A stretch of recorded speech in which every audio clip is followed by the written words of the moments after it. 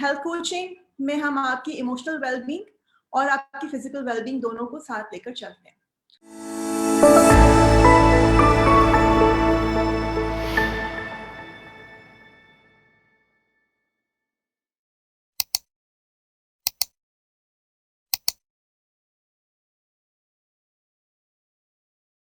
First of all, I'll show my journey.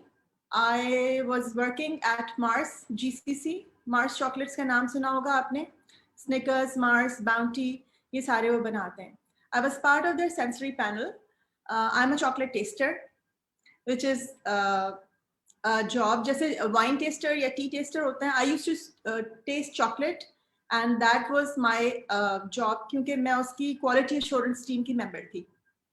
After joining this chocolate tasting job, after a year, I realized that I was gaining weight a lot. तो doctors के पास गए and doctors ने बताया कि जी insulin resistance हो गई है आपकी body, so you have to take care of yourself. Then I had to start medications and I was on Glucophage for like more than a year. After a year I was feeling very lethargic, बहुत तबीयत खराब हो रही थी. मैं I was the healthiest child of my family. मैंने कभी जिंदगी में इतनी दवाइयाँ नहीं खाई और उसकी वजह से मेरा ब्लड प्रेशर भी शूट अप कर गया था. हर चीज़ मेरी बढ़ गई थी. तो 1 साल तक दवा खाने के बाद I talk to my doctor और मैंने उससे कहा कि यार मैं नहीं बेयर कर सकती, मुझे बताओ क्या करना. ही सेड कि आप अपने लाइफस्टाइल से और अपनी डाइट से अपनी चीज़ें बेहतर कर सकती हैं. क्योंकि मैंने मास्टर्स किया हुआ था बायोकेमिस्ट्री में और न्यूट्रिशन में, सो मेरे पास थोड़ी सी नॉलेज थी already.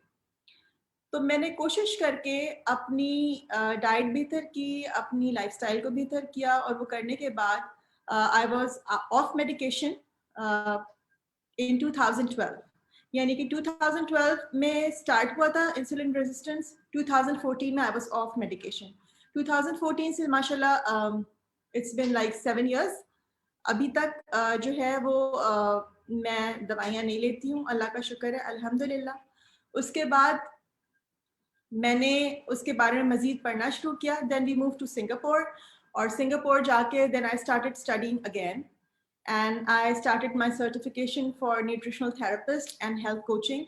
And then I decided that I want to help people around me because हम जो है वो इतनी simple चीज़ों को जो है वो बिल्कुल अहमियत नहीं देते. हम समझते हैं कि जी इसके बगैर या इससे क्या फ़र्क पड़ेगा, लेकिन इससे फ़र्क पड़ता है. सबसे पहले और सबसे इम्पोर्टेंट चीज़ है कि आपका माइंडसेट जो है वो एक हेल्दी माइंडसेट हो और आप पॉजिटिव माइंडसेट के साथ ये समझें कि जी अल्लाह ताला ने ये जो बॉडी आपको दी है ये उसकी अमानत है और हमें इसका ख्याल करना है. और वेट लूज़ करना जो है वो सिर्फ इसलिए ज़रूरी नहीं है कि आप बहुत खूबसूरत नज़र आएँ. वेट लूज़ करना इसलिए ज़रूरी है क्योंकि वेट गेन होने की वजह से हमें बहुत सारी ऐसी एलिमेंट्स और ऐसी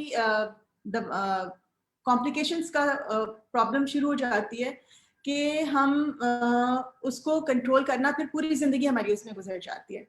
तो कोशिश करें कि अपना माइंडसेट पॉजिटिव रखें और ये यकीन रखें कि जब आप किसी चीज़ पे मेहनत करते हैं तो अल्लाह ताला आपकी हेल्प करता है. ठीक है, तो हेल्दी माइंडसेट क्रिएट करने के लिए इट्स वेरी इंपॉर्टेंट कि आपका जो है वो एटीट्यूड जो है वो पॉजिटिव हो. अब हम आ गए फैट डाइट्स के ऊपर. अभी जैसे उस्मा ने बात करी थी कि उन्होंने कीटो करी थी और कीटो करने की वजह से उनको काफ़ी जो है वो आगे जाके कॉम्प्लिकेशंस हुई और एसिडिटी हुई और उसकी वजह से वो काफ़ी दवाइयाँ खाती हैं. बहुत सारे लोग एंटासिड खाते हैं. इस तरह से बहुत सारे लोग लो शुगर डाइट लेते हैं, लो फैट डाइट लेते हैं. इन सब चीज़ों के साथ जो है मसला ये है कि ये थोड़े दिन के लिए तो आपको अच्छी लगती हैं और थोड़े दिन में ही आपका वेट कम भी कर देती हैं, लेकिन लॉन्ग टर्म में ये बेनिफिशियल नहीं है. वाई? एक तो ये जो फैट डाइट्स होती हैं ये आपको न्यूट्रिएंट से डिप्राइव कर देती हैं. यानी कि कोई एक फूड ग्रुप आपकी डाइट से या 2 फूड ग्रुप्स आपकी डाइट से निकाल देते हैं. जैसे कीटोजेनिक में वो कार्ब्स को कंप्लीटली रिमूव कर देते हैं. ठीक है, इस तरह से जब दूसरी डाइट्स होती हैं जो low fat low carb diets होती हैं उसमें जी वो हर तरह की जो है वो लो शुगर चीज़ें इस्तेमाल करते हैं, लो फैट चीज़ें करते हैं, यानी कि वो कैलोरीज को काउंट करते हैं. In my opinion calories do not matter to an extent. आपकी quantity of calories is very important, but the quality of calories is equally important as well. यानी कि एक bowl of berries में अगर 100 calories हैं और वही 100 calories आप एक छोटी सी चॉकलेट के अंदर ले रही हैं जो एक स्क्वायर है चॉकलेट का, तो दिस बेरी का जो कंटेंट है कैलोरी का वो है तो सेम, लेकिन इसकी न्यूट्रिएंट वैल्यू बहुत ज़्यादा होती है। तो हमें बहुत माइंडफुली खाना ज़रूरी है। दूसरा, सस्टेनेबल ये इसलिए नहीं होती है कि भाई आप 3 महीने कर लेंगे, 6 महीने करेंगे, उसके बाद क्या करेंगे? उसके बाद तो आप अपनी नॉर्मल रूटीन पे आ जाएंगे। इसके अंदर रेगुलर कोक भी आ जाती है, इसके अंदर हर तरह के जूसेस भी आ जाते हैं। अब आप सवाल करेंगे जी डाइट कोक में तो कैलोरीज नहीं होती।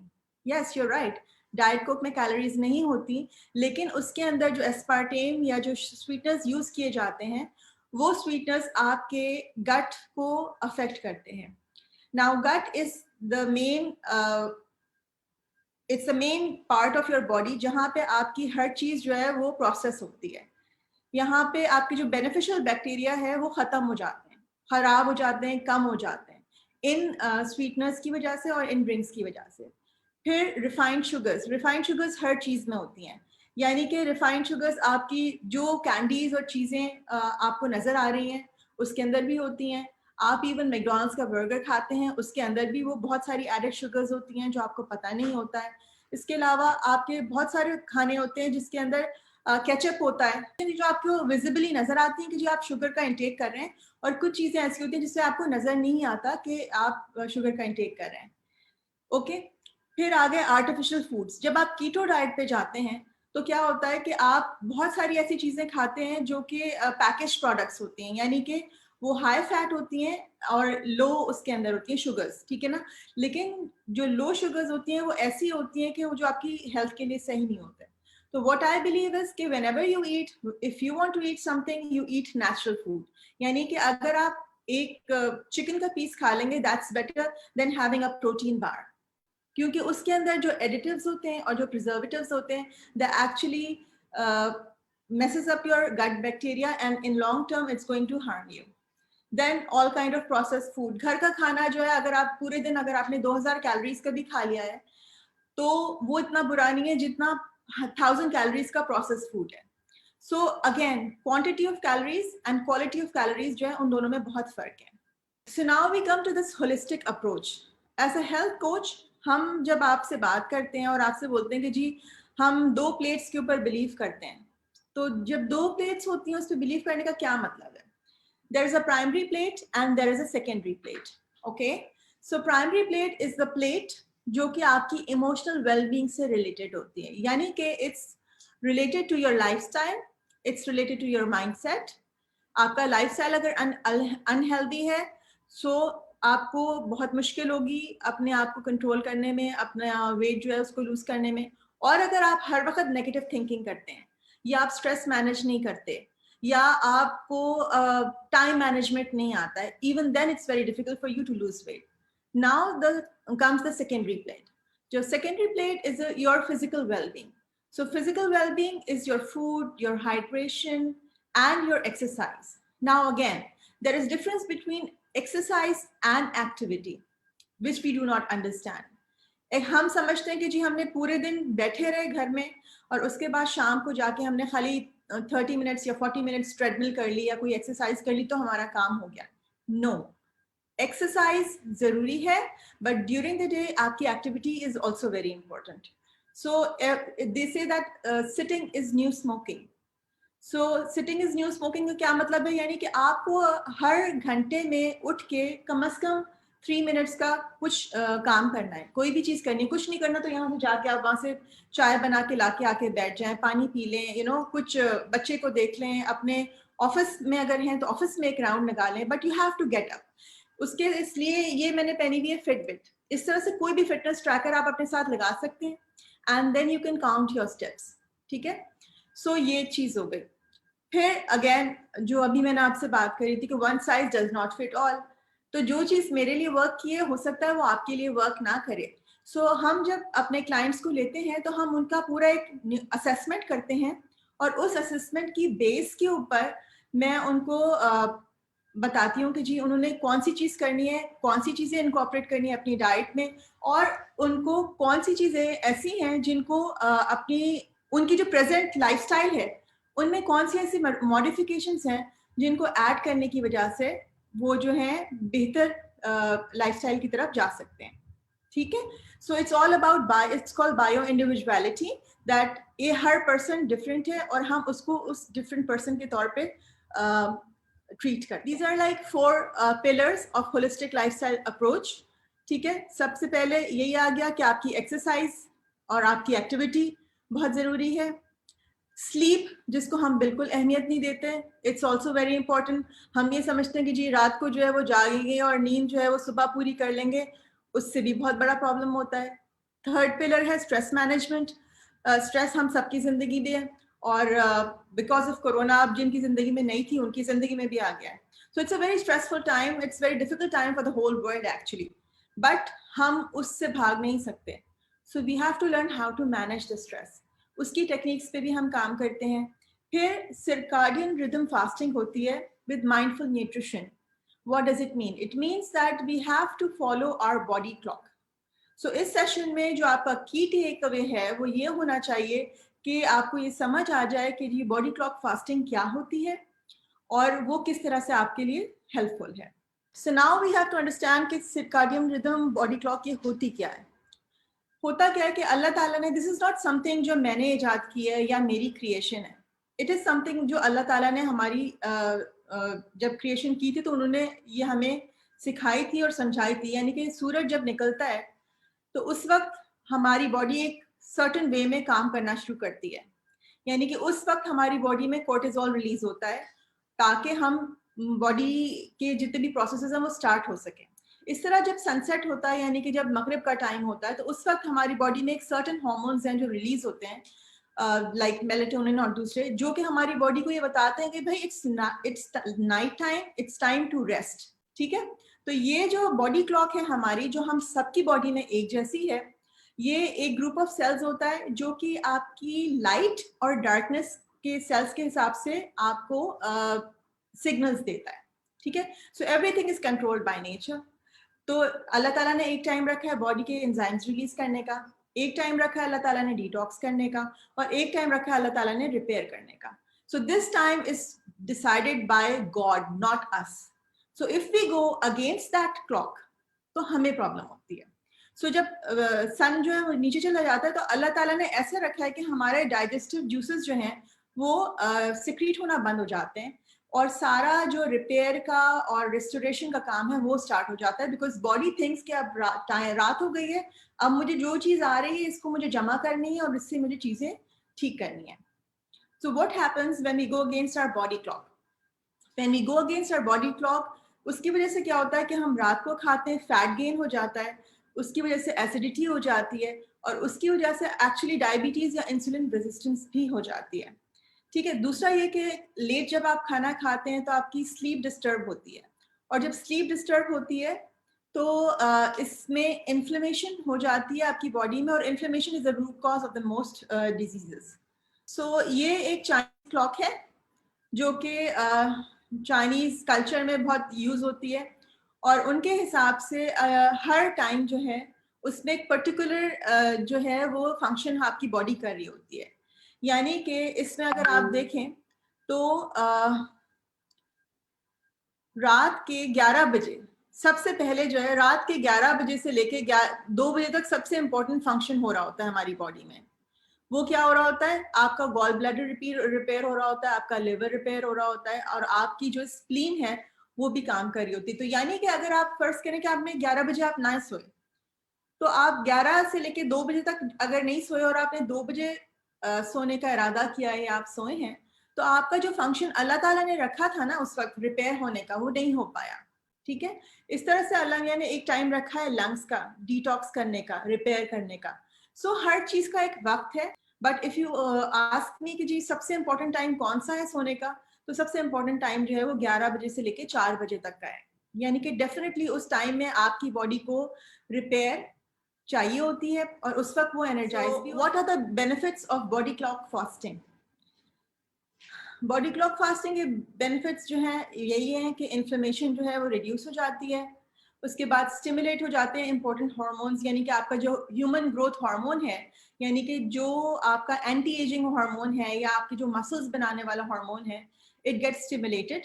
ठीक है, आपका इंसुलिन लेवल, जैसे मेरा इंसुलिन लेवल बहुत ज़्यादा था, इंसुलिन रेजिस्टेंस हो गई थी मेरी बॉडी, आपका इंसुलिन जो है लेवल वो कम हो जाता है। फिर इट स्टिमुलेट्स ऑटोफेजी। ऑटोफेजी क्या होता है कि जो आपके पुराने सेल्स होते हैं उनको जो है किल करती है आपकी बॉडी, या रिपेयर करती है आपकी बॉडी जब आप फास्ट करते हैं। यानी कि अगर आपने रात को 10 बजे 9 बजे के बाद नहीं खाना खाया तो अल्लाह ताला की तरफ से ऑटोमेटिकली आपकी जो बॉडी जो है वो रिपेयर मोड में चली जाती है। ठीक है, तो इसलिए हमें टाइम का ख्याल करना बहुत ज़रूरी है। फिर इट डिटॉक्सेस योर बॉडी, यानी कि हम हर तरह की डिटॉक्स डाइट लेते हैं, डिटॉक्स जूसेस लेते हैं, ये लेते हैं वो लेते हैं, लेकिन हमें ये नहीं पता कि एक्चुअली हमारी बॉडी खुद से डिटॉक्स करती है। ठीक है, उसको करने के डिफरेंट वेज होते हैं, वो भी आपको हेल्प की जाती है, ज़ाहिर है जब आपके सेशंस होते हैं उसमें आपको समझाया जाता है, so it's easier. Then it helps in your weight loss if it's done correctly. क्योंकि अगर आप, अक्सर ऐसा होता है कि लोग अपने हिसाब से गूगल पे रिसर्च करके और बहुत सारी चीज़ें करने की कोशिश करते हैं, लेकिन दुनिया में अगर हर चीज़ गूगल पे रिसर्च करके हो जाती तो फिर डॉक्टर्स की और हेल्थ कोचेस की और न्यूट्रिशनिस्ट की और इंजीनियर्स की हर चीज़ की ज़रूरत ख़त्म हो जाती। सो Google is good for like थोड़ी बहुत इंफॉर्मेशन के लिए, लेकिन इन डेप्थ नॉलेज होना बहुत ज़रूरी है। और हर चीज़ को करने का एक तरीका होता है, एक सिस्टम होता है, तो उसके साथ अगर आप करते हैं तो वो आपके लिए लॉन्ग टर्म में बेनिफिशियल होता है। Then it helps in your emotional and physical cleansing as well. It increases your immunity after the COVID-19. All of us know कि immunity जो है वो कितनी important है। जिन लोगों को immunity लफ्ज़ का मतलब नहीं पता था, उनको भी अब पता चल गया कि जी immunity जो है वो एक ऐसी चीज़ है जिसकी वजह से हम जो है वो बहुत सारी बीमारियों से बच सकते हैं। And immunity is not something that you can get overnight.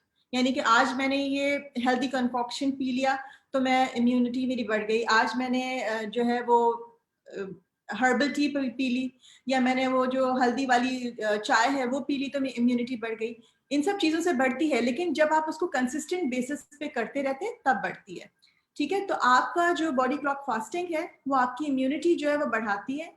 And ये आपके साथ मिलके अल्लाह ताला ने आपकी बॉडी को खराब होने के लिए या डैमेज होने के लिए नहीं बनाया है। सो अल्लाह मियाँ की चीज़ के साथ जब आप सिंक करेंगे, when you sync with nature, तो ऑटोमेटिकली जो है आपकी बॉडी जो है रिपेयर होना शुरू हो जाएगी। But we have to understand, how एक चीज़ ये समझने की ज़रूरत है कि हम जो चीज़ कंसिस्टेंट बेसिस पे करते हैं वही चीज़ हमारे लिए लॉन्ग टर्म में काम आती है। वही चीज़ हमारे लिए जो है हमारे ख़ानदान के लिए, हमारे इर्द-गिर्द जो लोग हैं उनके काम आती है। You have to do stuff on consistent basis, यानी कि ऐसा नहीं हो सकता कि मैं आज पानी पीऊँ, उसके बाद फिर 3 दिन बाद पानी पीऊँ। सो अगर पानी पीने की ज़रूरत है, हाइड्रेशन की आपको ज़रूरत है, तो आपको उसकी ज़रूरत रोज़ है। सो अच्छी चीज़ें, टिप्स एंड ट्रिक्स ज़रूर सीखें, और सीखने के बाद आप जो है उसको अपनी ज़िंदगी में इम्प्लीमेंट करें। इट्स लाइक मैंने आपको कोई चीज़ सजेस्ट करी और वो सजेस्ट करके जी आपने 3 दिन करी और उसके बाद जो है आपने कहा कि इससे तो मुझे कोई फ़र्क ही नहीं पड़ा। तो ऐसा नहीं होता। जब आप डॉक्टर के पास जाते हैं तो डॉक्टर आपसे क्या कहता है? आपसे कहता है कि जी आपको 7 डेज़ का एंटीबायोटिक का कोर्स है और इसको आपको हर 8 घंटे में खाना है, और खाने के साथ खाना है, खाली पेट में नहीं खाना है, और इसके बाद आप कोई इसके साथ ये वाला आप विटामिन ऐड करेंगे, यानी कि आप उसका एक प्रोटोकॉल फॉलो करते हैं। So if you follow the protocol तो आपको वो चीज़ काम करती है। लेकिन अगर आप ऐसा करेंगे जी मैंने 2 दिन खाया उसके बाद 4 दिन जो है वो मैंने नहीं खाया एंटीबायोटिक, तो it won't work for you.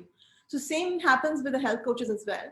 But मैं ये चाहती हूँ कि आप कुछ ऐसी चीज़ें सीख जाएँ हमारे प्रोग्राम से जो कि आपको लॉन्ग टर्म में काम आए। यानी कि आपने 3 महीने का एक प्रोग्राम किया तो 6 महीने का एक प्रोग्राम किया, डिपेंडिंग ऑन योर गोल, तो उस प्रोग्राम की वजह से आपकी पूरी ज़िंदगी संवर जाए। पहले तो आपको ये समझने की ज़रूरत है कि आपको वेट लूज़ करना है और किसी को वेट गेन करना है, ठीक है? आप एक अलग इंडिविजुअल हैं और आपकी अम्मी या आपकी सास जो भी आपके साथ रहती हैं, वो एक अलग इंडिविजुअल हैं।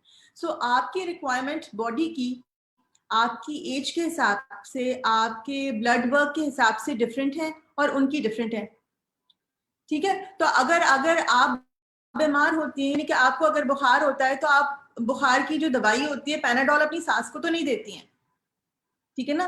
कि आपको बुखार है तो आप उनको भी पैनाडोल दे देंगी, ऐसा नहीं है।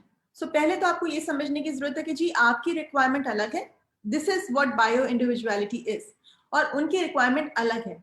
अगर वो वेट लूज कर रही हैं तो उनका कोई और रीजन है, क्योंकि डायबिटीज में दो सिचुएशंस होती हैं, या तो आप वेट गेन कर लेते हो और या बिल्कुल आहिस्ता आहिस्ता मसल डिस्ट्रोफी हो जाती है। सो उसकी वजह से न्यूरोपैथी भी होती है, बहुत कुछ होता है। तो वो बेचारी एक अम्मी या सास आपकी जो भी हैं, बहरहाल आपके घर में जो भी बुजुर्ग हैं, वो एक सर्टन कंडीशन से गुजर रही हैं और उनकी रिक्वायरमेंट और उनकी वो डिफरेंट है और आपकी डिफरेंट है।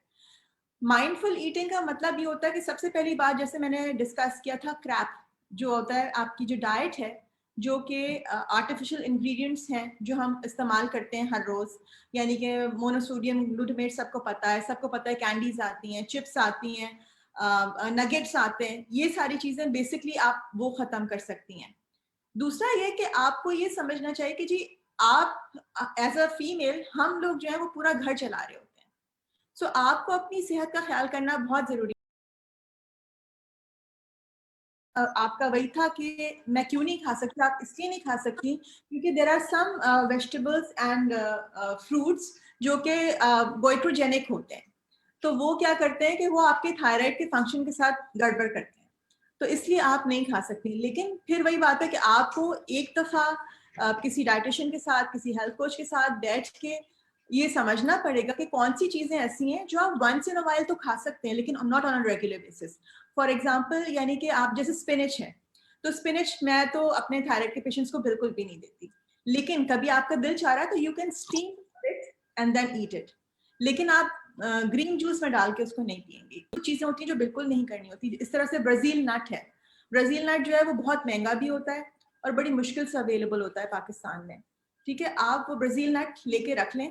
खाली एक ब्राजील नट आप खाएंगी ना, वो आपकी जो गुड फैट्स है वो बढ़ाएगा और आपको हेल्प होगा। बॉडी है ना, उसकी थोड़ी सी मेटाबॉलिज्म स्लो हो जाती है जब आपको हाइपोथायरॉयडिज्म होता है ना, तो it's not easy, it's difficult. So detox water के लिए होता है, जो सिंपलेस्ट होता है वो तो लेमन और क्यूकम्बर के साथ होता है। ठीक है, अगर आप अपनी फैट बर्निंग की कैपेसिटी जो है बॉडी की वो बढ़ाना चाहते हैं, add little bit of ginger in it. Sometimes I add cinnamon for sugar imbalances, जैसे जिनको इंसुलिन रेजिस्टेंस है या जिनको कार्बन इम्बैलेंस है, डायबिटीज है, उनको चाहिए कि वो अपने पानी में जो है वो रात को एक सिनेमन स्टिक इन्फ्यूज करके रखें। मतलब कुछ भी नहीं, खाली सिनेमन स्टिक के ऊपर गर्म पानी डाल के बंद कर दें और सुबह वो पानी पी लें। इस तरह डिटॉक्स के लिए जरूरी है कि आप, लेमन जो है वो एक तरह से आपका फैट कटर होता है, तो लेमन हेल्प करता है। जिंजर जो है वो आपका फैट बर्नर होता है, आप जिंजर ऐड कर सकते हैं। कुछ लोगों को खीरा सूट करता है और कुछ लोगों को नहीं करता, खीरा भी कर सकते हैं। मिंट लीव्स जो है, अगर आप उसको डालें अपने डिटॉक्स वाटर में, तो वो अगर आप बाहर रख देते हैं तो विल्ट हो जाता है। तो मिंट लीव्स तो अगर मैं बना के रखती हूँ तो फिर मैं उसको फ्रिज के अंदर रखती हूँ, और कोशिश करें कि आप रात को आप जो भी इंग्रेडिएंट्स आपको पसंद है आप वो डाल के और रख दें, और ड्यूरिंग द डे जो है वो इस्तेमाल कर लें।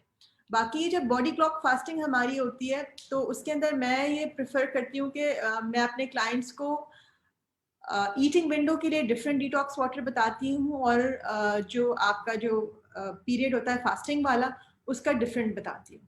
सो हर चीज़ डिपेंड करती है कि आपका पर्पस क्या है और आपका टारगेट क्या है और आपका गोल क्या है।